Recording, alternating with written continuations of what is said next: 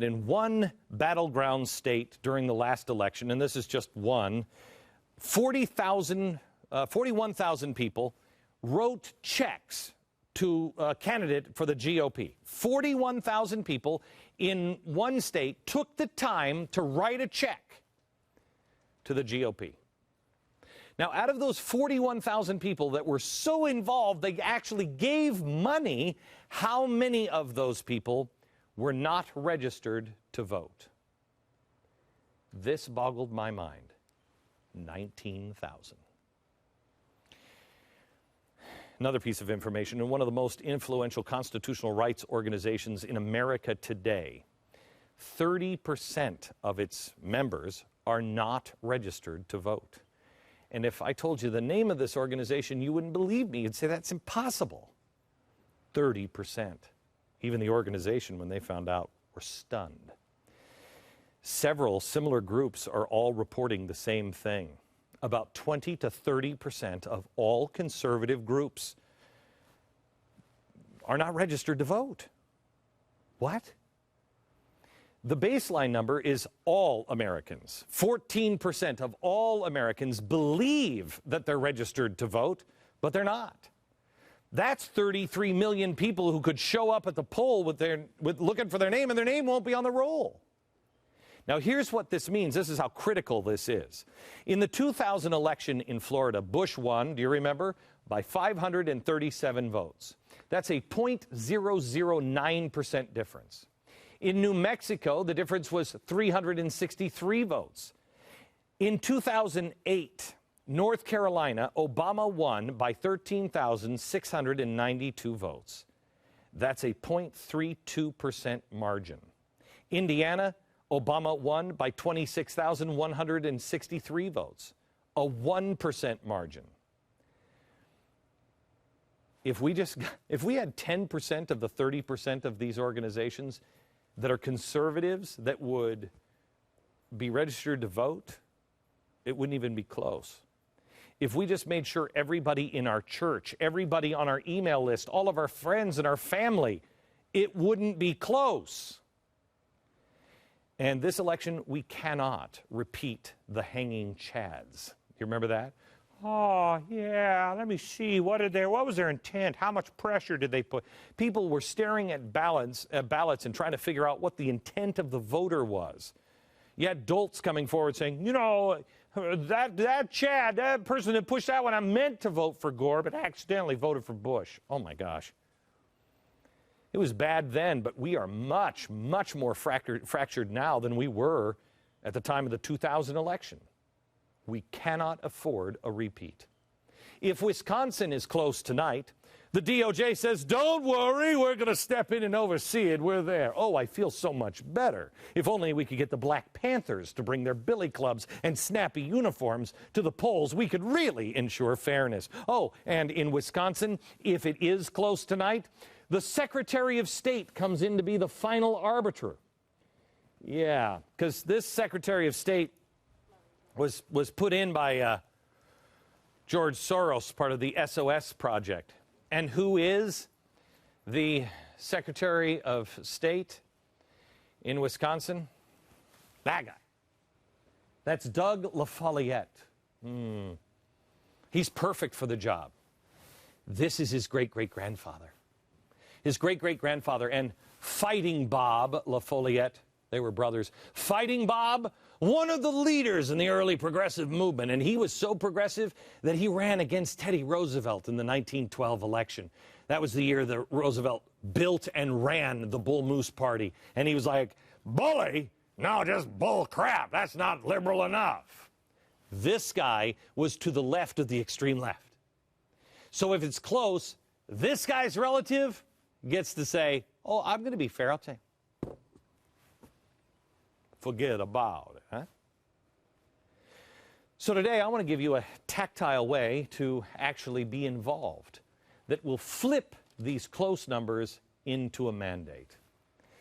It can be done, and you are the person to do it. You're the key. You just have to be activated after you've committed. Here's how it works. Step 2 tonight Activate Day 2. I want you to go. We've partnered with David Barton's Wall Builders, and they have put together a website that helps you find out if you and your friends and family are registered to vote.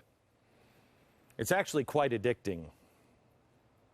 We passed on some technology that could have done exactly what the labor unions were doing, and it was fantastic. It really was. It was tempting. It was the most tempting thing I've ever. It was an ethical question, and I'm like, yeah, but it's being used against us. I wouldn't want it to be used against me. So we passed, and we thought if we want divine providence, we have to do it right. So Wall Builders built this. It's a voter lookup. And here's what I want you to take away from this program today. I want you to go to glennbeck.com right now. And I want you to click the number 2 on the front page. There it is, Activate. You click. And it'll give you these options. I want to make sure I'm registered to vote and adopt a schlub friend. To make sure first you're registered to vote. Remember, 33 million of us here in America think we are, but we're not. It's easy to do. All you do is you type your name, first and last name, and your city and state and your zip code in there. And then, you find out if you're registered to vote. We did it. In fact, they're doing it now in the control room. Put my name, Glenn Beck, Dallas, Texas, y'all. And then you, I agree, you hit search, and you look it up. And it shows, oops, nope. We did not find an exact match for Glenn Beck in Dallas, Texas. Okay, so then what? Well, if you're not registered, then what you do is you print the form, and it will give you the form to complete the process. You complete the form, and you send it in. Then you're registered. Now, this also said, I want to adopt a schlub friend. How many of us have a schlub friend? You know what I mean? I know I do. I have people in my Rolodex right now that I could guarantee you, and they're all the big talkers too. They're like, I'll tell you what, we got to get Obama out of there. Yeah, really?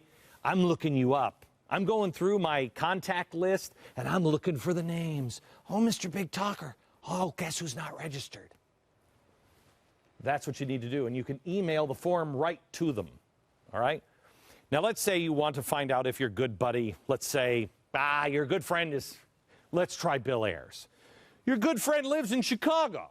I want to see if there's a Bill Ayers registered. William Ayers, Chicago, Illinois.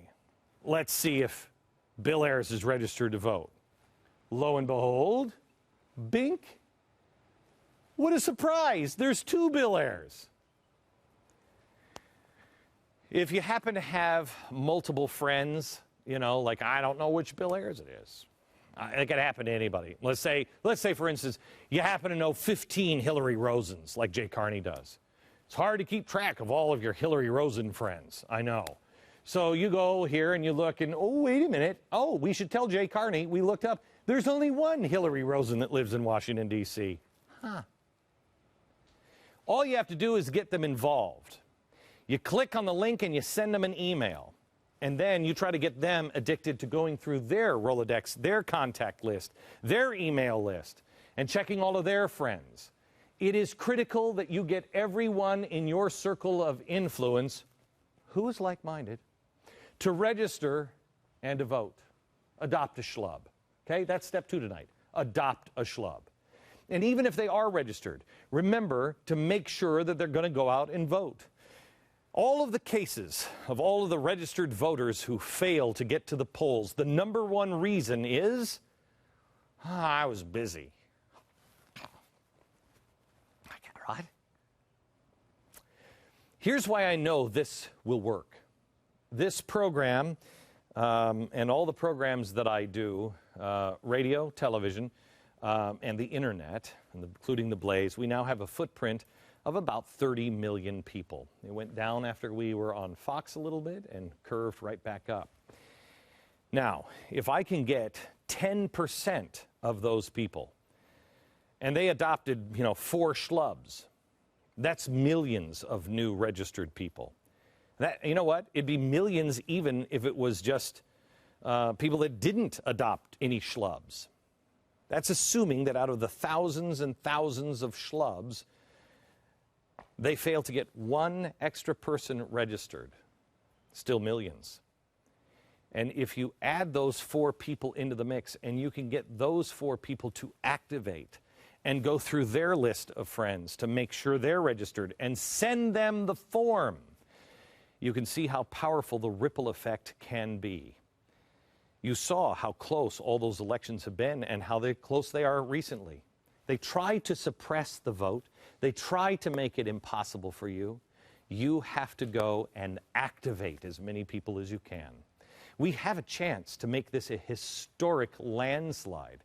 The potential is all there. How many people are in your church? How many people are in your synagogue? How many people are just on your email list that aren't registered? You're going to be shocked at the number. May I suggest you make it a game? I want you to go to the website tonight, see how many people you can get, see how many people you can find, and then contact us. I want your feedback on how everything goes. Everything changes politically with step 2, but you have to do step 1, commit, and 2, activate yourself and others. Do that today. Now, there's 2 other things that you can do under step 2, and I'll show those to you next.